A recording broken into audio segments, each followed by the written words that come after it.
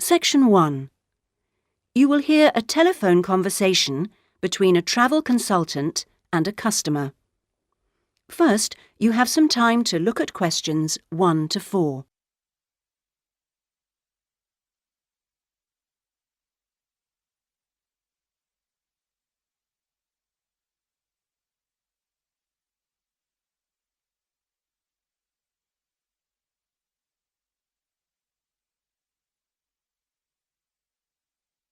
You will see that there is an example which has been done for you.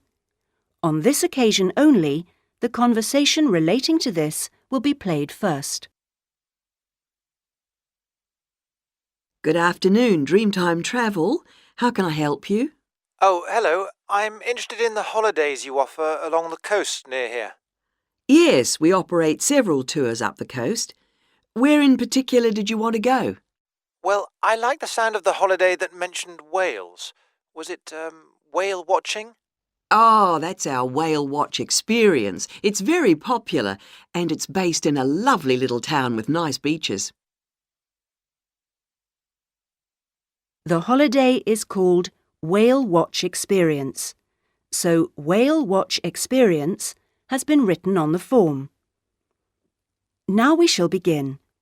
You should answer the questions as you listen because you will not hear the recording a second time. Listen carefully and answer questions 1 to 4.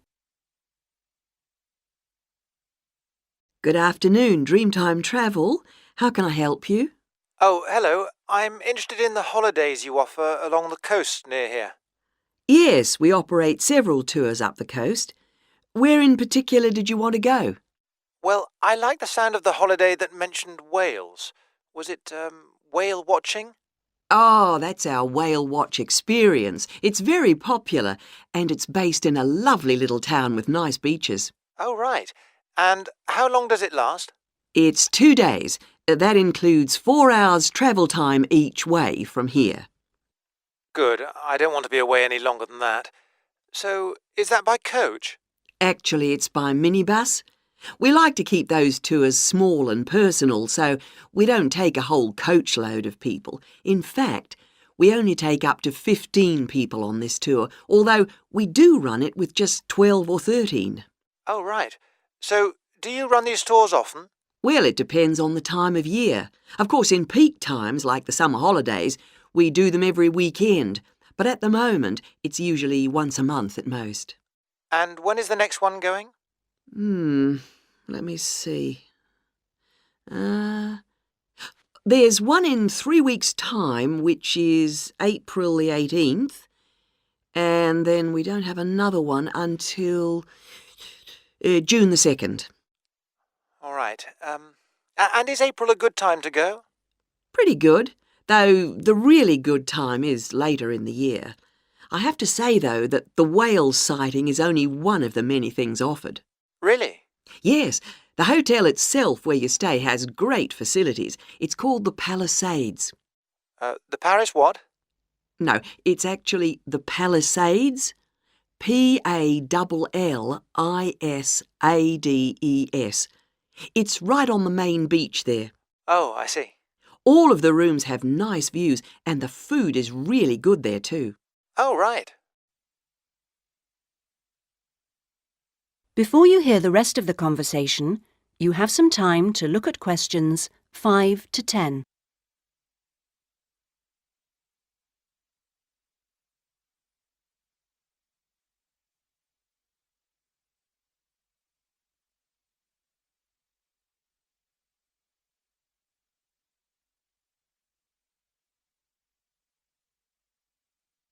Now listen and answer questions 5 to 10. And what about the other things, that are included in the price?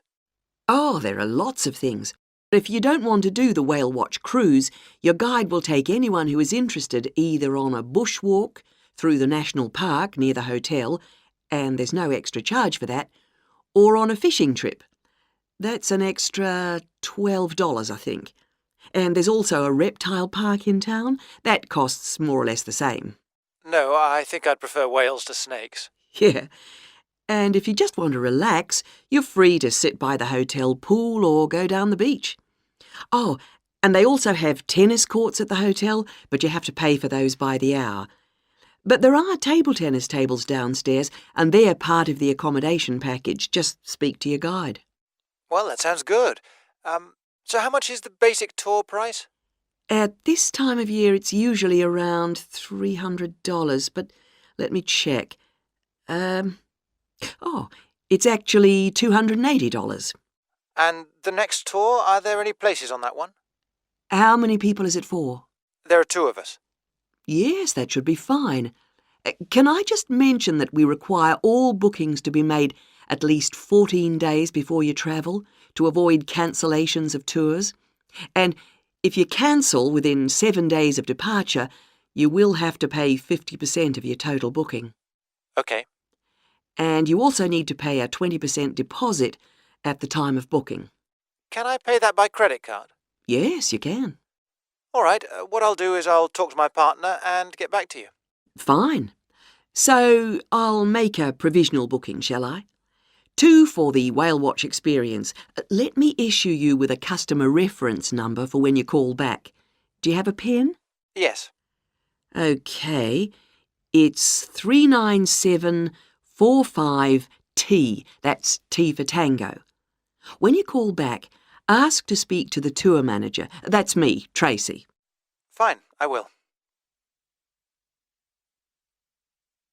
That is the end of section 1. You now have half a minute to check your answers.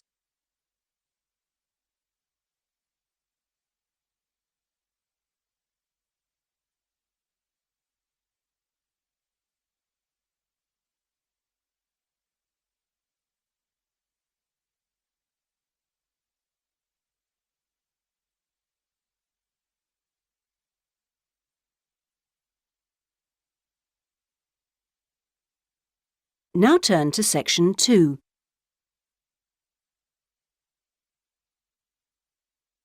Section 2. You will hear a radio programme giving parents advice about buying cots for their babies to sleep in. First, you have some time to look at questions 11 to 17.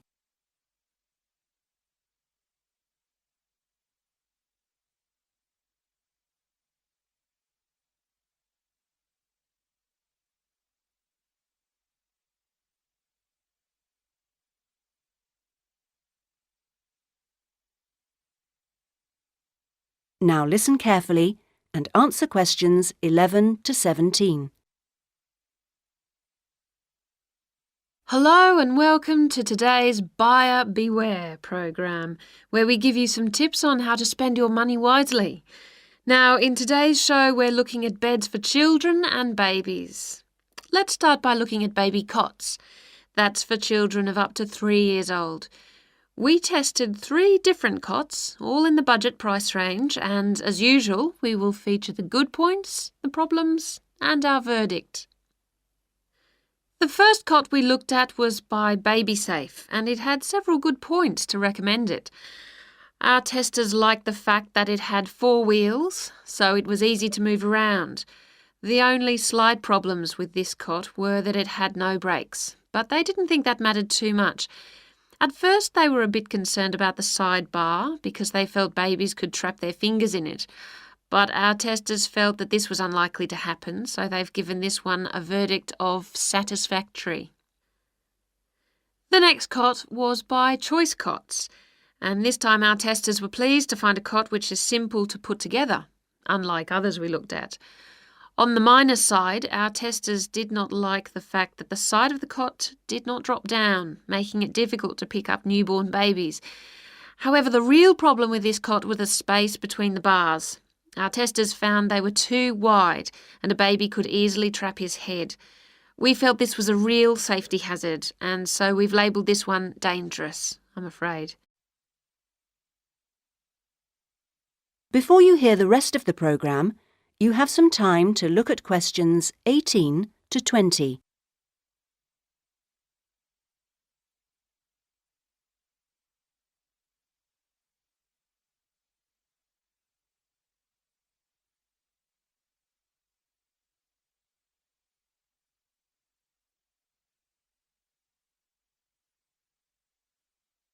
Now listen and answer questions 18 to 20. And finally, better news for the Mother's Choice cot.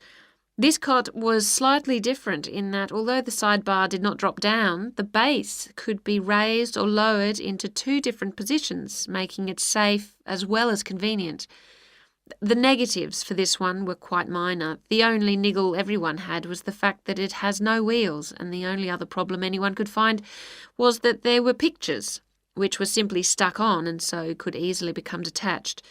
The makers have now promised to discontinue this practice. As this cot will then be safe in every way, we have made the Mother's Choice cot our best buy. Congratulations, Mother's Choice. So, what features should you look for in a baby's cot? Well, obviously, safety is a very important factor, as well as comfort and convenience.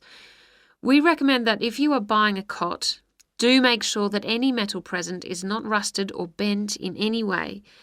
You should ensure your cot has only rounded or smooth edging without any sharp edges. This is especially important for wooden cots. And now, on to beds for toddlers. That is the end of section 2. You now have half a minute to check your answers.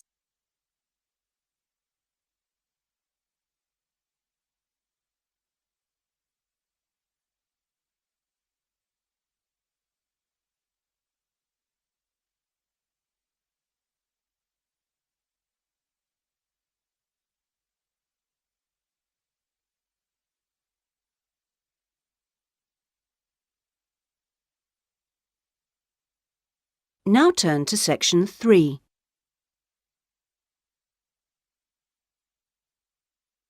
Section 3. You will hear a conversation between a student, Andrew, and a student advisor, Monica, about a diploma course. First, you have some time to look at questions 21 to 25.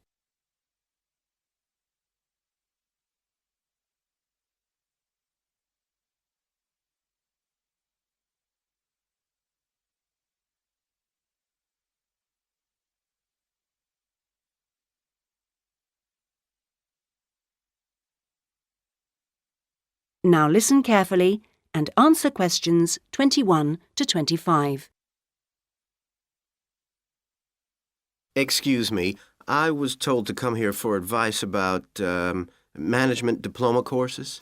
You've certainly come to the right place. Hi, my name is Monica. Nice to meet you. My name is Andrew Harris. So, Andrew, have you seen our diploma course prospectus yet? Yes, I've already looked at it. In fact, I thought the information on course content was really useful. But I'm afraid I'm a bit confused by all the different ways you can do the course. Full-time intensive, part-time, and so on.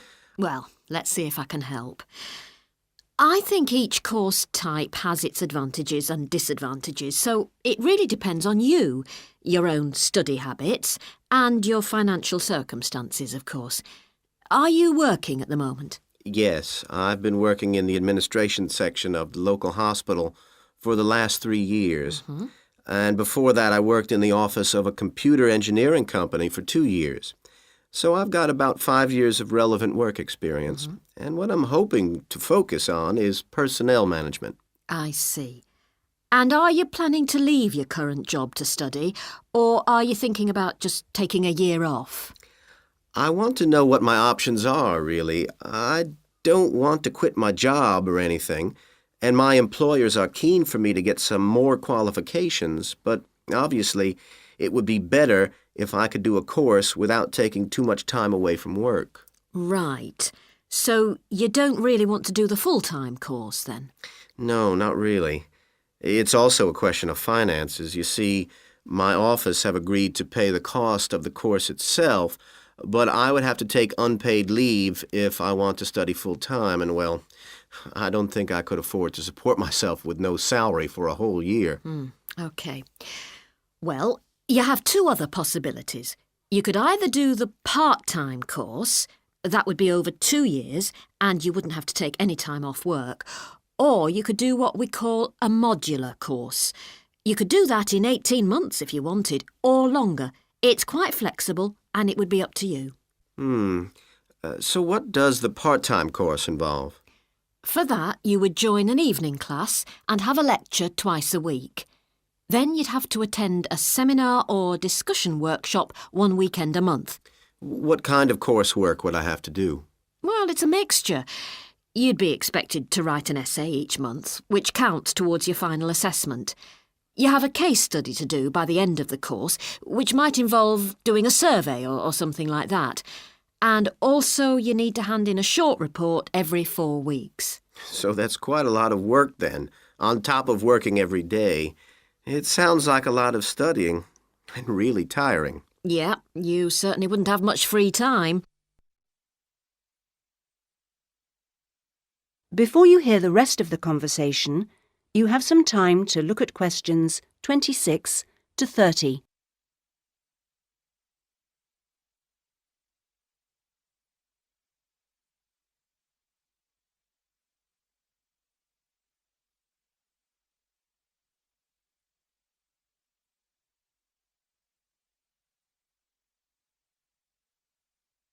Now listen and answer questions 26 to 30. What about the modular course? What would I have to do for that? Well, that's where you get the opportunity to study full-time for short periods. That way you can cover a lot of coursework and attend lectures and seminars during the day. And each module lasts for 1 term, say about 12 weeks at a time. There are obvious advantages in this. The main one being that you can study in a much more intensive way, which suits some people much better. And how many of these modules would I have to do to get the diploma? The current programme is 2 modules, and then you have to choose a topic to work in more depth. But you can base that on your job, and so you don't need to be away from the office. And how long it takes is up to you. The important thing is that you don't have to study and work. You can focus on one thing at a time. Yes, I can see that. It certainly sounds attractive. It would be more expensive, though. I mean, I'd have to support myself without pay for each module. That's true, so that might be a problem for you. Look, why don't you talk this over with your employers and then come back? That is the end of section 3. You now have half a minute to check your answers.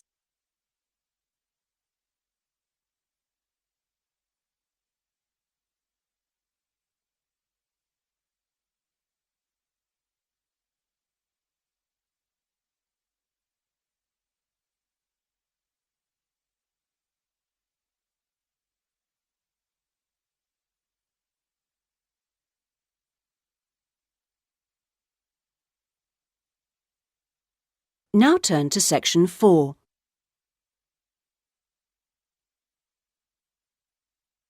Section 4. You will hear part of a lecture given by an economist about North American women's attitude to money and saving. First, you have some time to look at questions 31 to 40.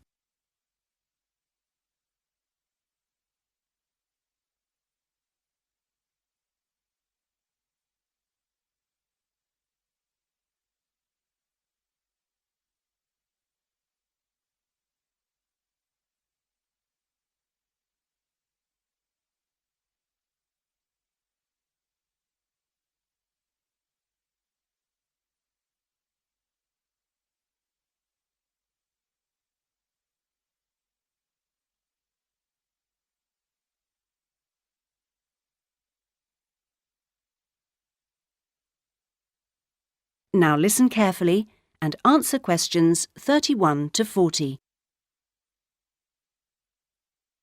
Okay, so we've been looking at the attitudes of various social and cultural groups towards the management of their personal finances, how important they feel it is to save money, and what they save their money for. One aspect that we haven't yet considered is gender. So if we consider gender issues, we're basically asking whether men and women have different attitudes towards saving money, and whether they save money for different things. Back in 1928, the British writer George Bernard Shaw wrote in his Intelligent Women's Guide to Socialism and Capitalism that a man is supposed to understand politics, economics, and finance, and is therefore unwilling to accept essential instruction. He also said, a woman, having fewer pretensions, is far more willing to learn.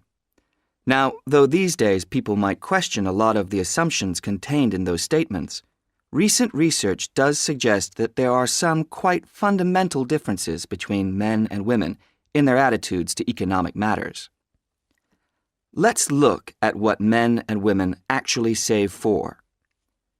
Research studies of women in North America have found that women are far more likely to save for their children's education, and they are also more likely to save up in order to buy a house one day. The same studies have found that men, on the other hand, tend to save for a car, which, by the way, takes a surprisingly large amount of the household budget in North America. But the other main priority for men when saving money is their retirement. When they're earning, they're far more likely to put money aside for their old age than women are. Now, this is rather disturbing because, in fact, the need for women to save for their old age is far greater than for men. Let's consider this for a moment. To start with, it is a fact that throughout the world, women are likely to live many years longer than men, so they need money to support them during this time. Since women are likely to be the ones left without a partner in old age, they may therefore have to pay for nursing care because they don't have a spouse to look after them. Furthermore, the high divorce rates in North America are creating a poverty cycle for women. It is the divorced women who will most often have to look after the children, and thus they need more money to look after not just themselves, but others.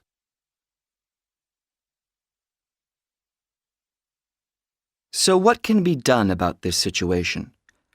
The population in North America is likely to contain an increasing number of elderly women. The research indicates that at present, for women, it takes a crisis to make them think about their future financial situation. But of course, this is the very worst time for anyone to make important decisions. Women today need to look ahead, think ahead, not wait until they're under pressure. Even women in their early 20s need to think about pensions, for example, and with increasing numbers of women in professional positions, there are signs that this is beginning to happen. Then research also suggests that women avoid dealing effectively with their economic situation because of a lack of confidence. The best way for them to overcome this is by getting themselves properly informed so they are less dependent on other people's advice. A number of initiatives have been set up to help them do this. This college, for example, is one of the educational institutions which offers night classes in money management, and increasing numbers of women are enrolling on such courses. Here, they can be given advice on different ways of saving.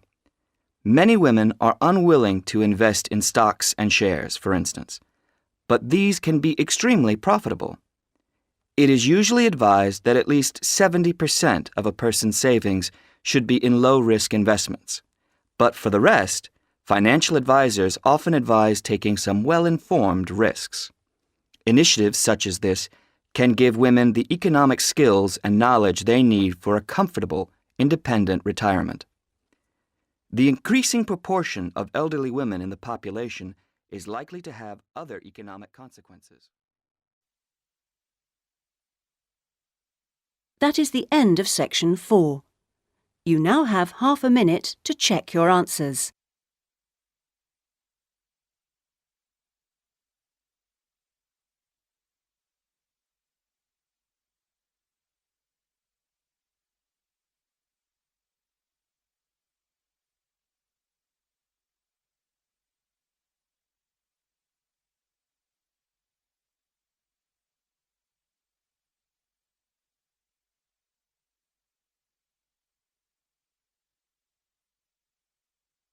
That is the end of the listening test.